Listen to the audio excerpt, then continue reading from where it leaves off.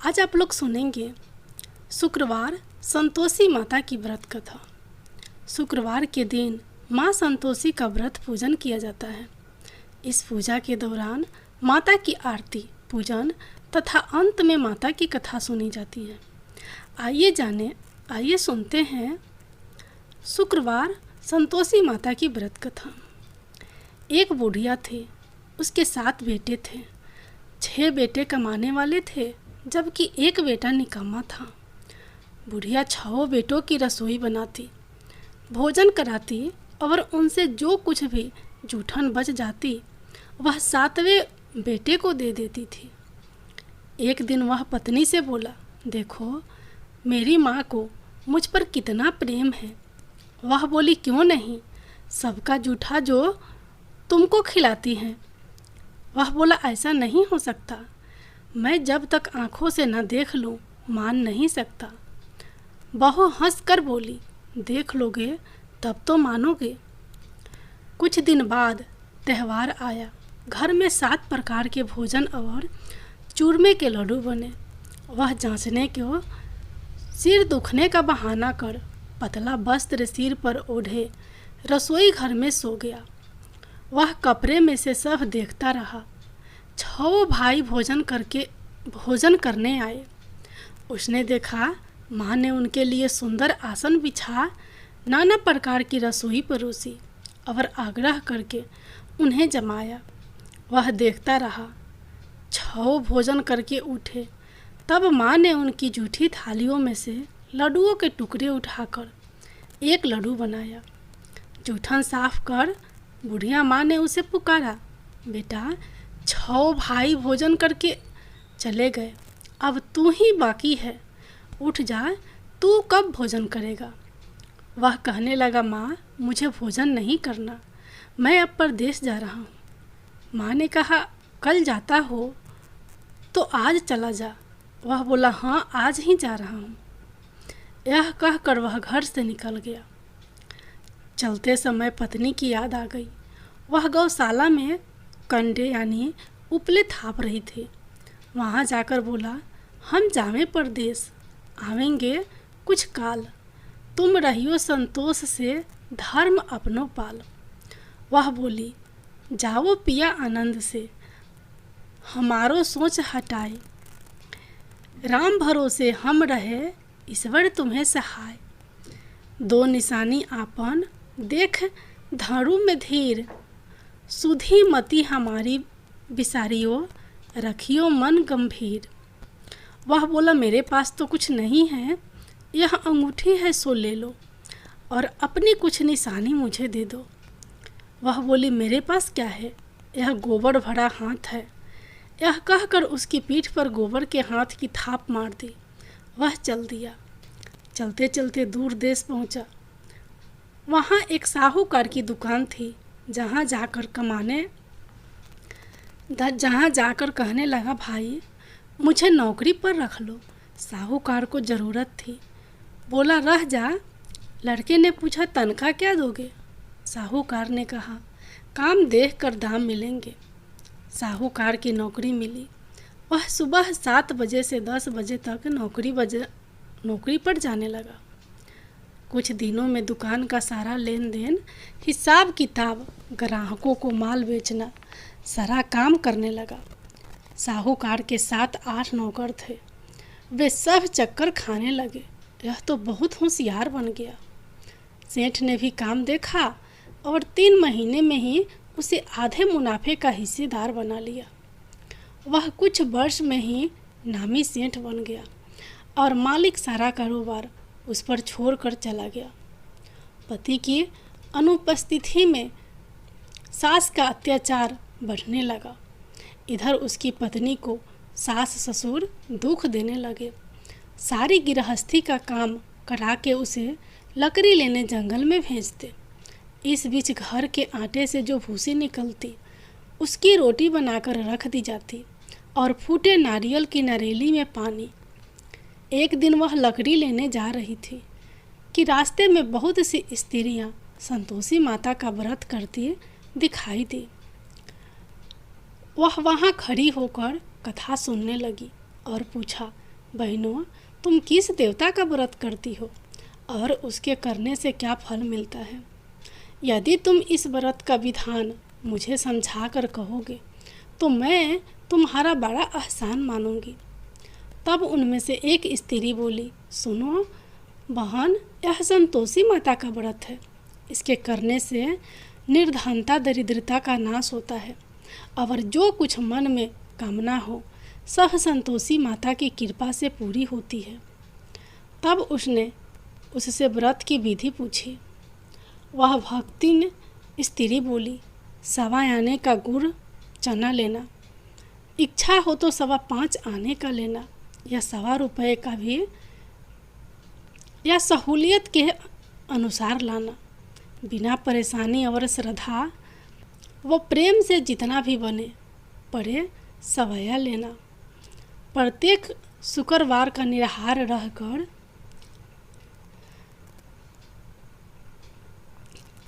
कथा सुनना।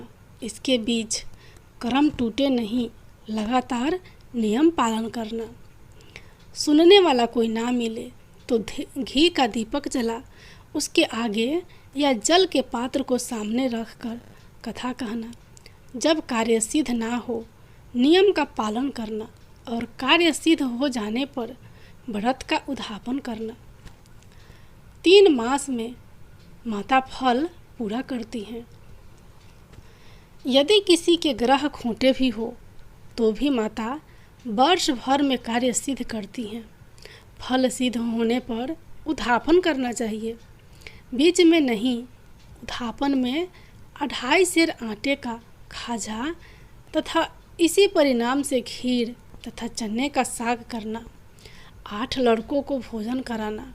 जहाँ तक मिले देवर जेठ भाई बंधु के हो, ना मिले तो रिश्तेदारों और पास पड़ोसियों को बुलाना। उन्हें भोजन करा यथाशक्ति दक्षिणा देना। माता का नियम पूरा करना। उस दिन घर में खटाई नहीं खाना चाहिए।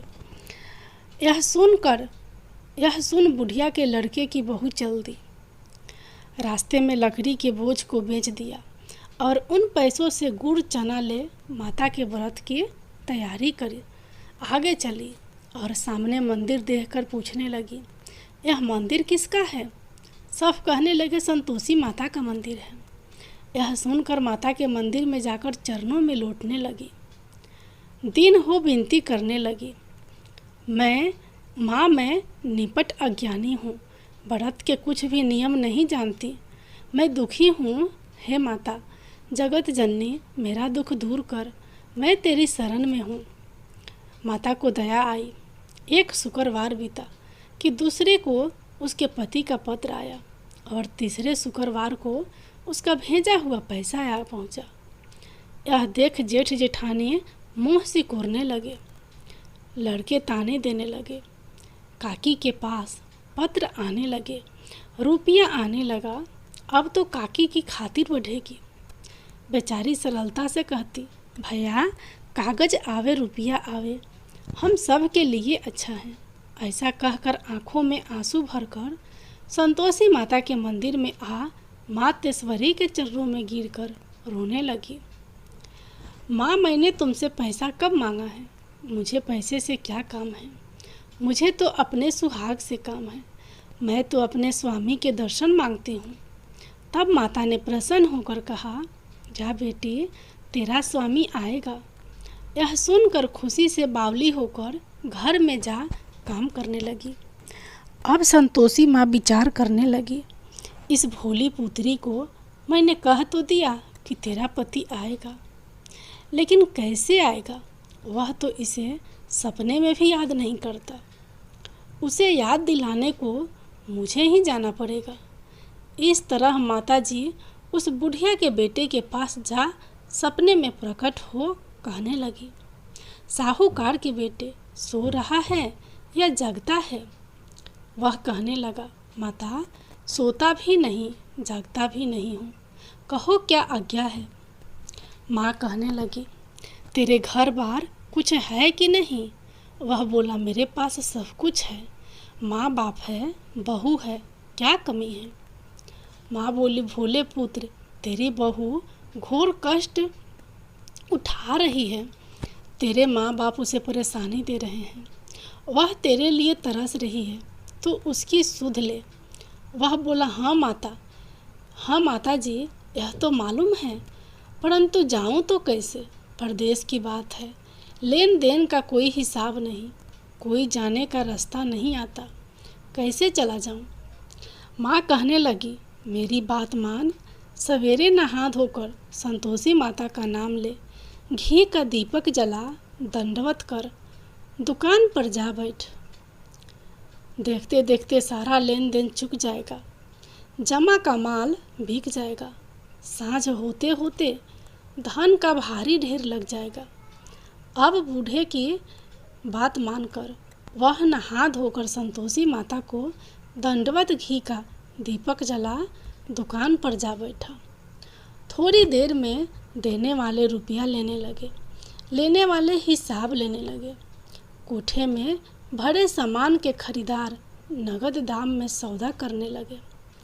शाम तक घर का भारी ढेर लग गया, धन का भारी ढेर लग गया।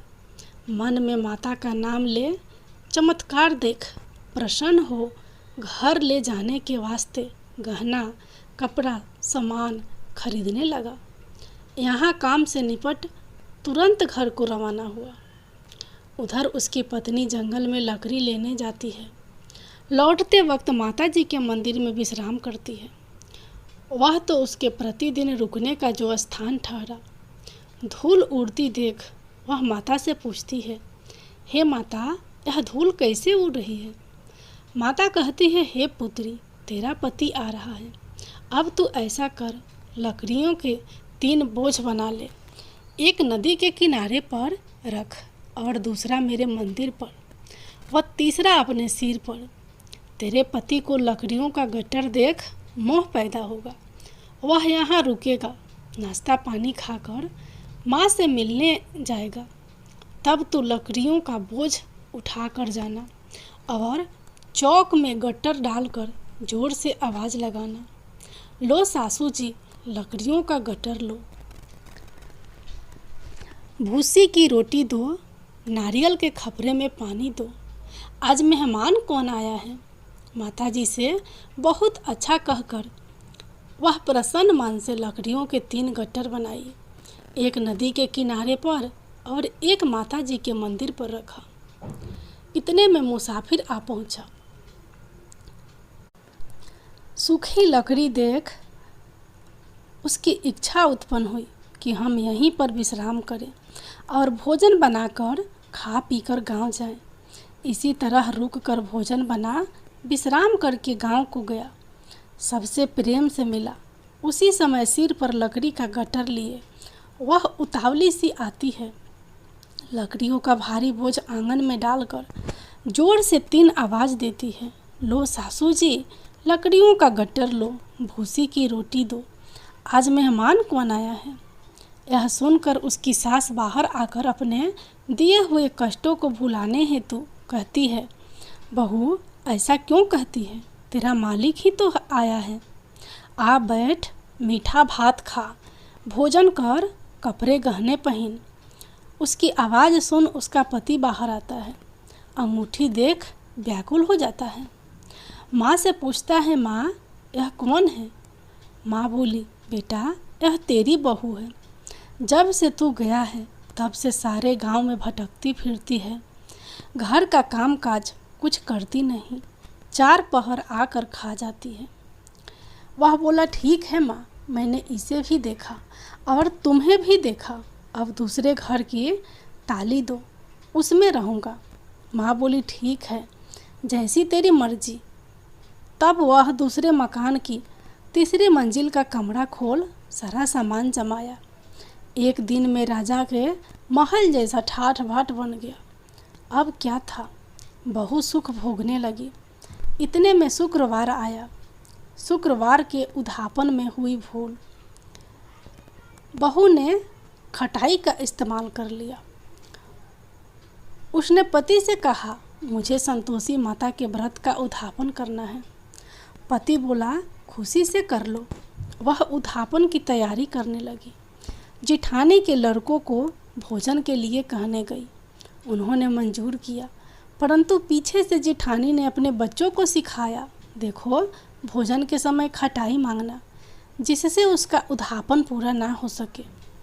लड़के जिमने आए, खीर खाना पेट भर खाया, परंतु बाद में खाते ही कहने लगे, हमें खटाई दो, खीर खाना हमको नहीं भाता, देखकर अरुचि होती है। वह कहने लगी, भाई खटाई किसी को नहीं दी जाएगी, यह तो संतोषी माता का प्रसाद है। लड़के उठ खड़े हुए, बोले, पैसा लाओ। भोली बहू कुछ जानती नहीं थी, उन्हें पैसे दे दिए। लड़के उसी समय हट करके इमली खटाई ले खाने लगे। यह देखकर बहू पर माताजी ने कोप किया। राजा के दूत उसके पति को पकड़ ले गए। जेठ जेठानी मन माने वचन कहने लगे, लूट लूट कर धन इकट्ठा कर लाया है, अब सब मालूम पड़ जाएगा, जब जेल की मार खाएगा। बहू से यह सहन नहीं हुए, रोती हुई माता जी के मंदिर गई। कहने लगी, हे माता, तुमने क्या किया? हंसाकर अब भक्तों को रुलाने लगी। माता बोली, बेटी तूने उद्यापन करके मेरा व्रत भंग किया है। वह कहने लगी, माता जी मैंने कुछ अपराध किया है, मैंने तो भूल से लड़कों को पैसे दे दिए थे, मुझे क्षमा करो, मैं फिर तुम्हारा उद्यापन करूँगी। माँ बोली, अब भूल मत करना। वह कहती है, अब भूल नहीं होगी, अब बतलाओ वे कैसे आएंगे? माँ बोली, जा पुत्री, तेरा पति तुझे रास्ते में आता मिलेगा। वह निकली, राह में पति आता मिला। वह पूछने लगी, कहाँ गए थे आप? वह कहने लगा, इतना धन जो कमाया है उसका टैक्स राजा ने मांगा था, वह भरने गया था। वह प्रसन्न हो बोली, भला हुआ, अब घर को चलो। कुछ दिन बाद फिर शुक्रवार आया।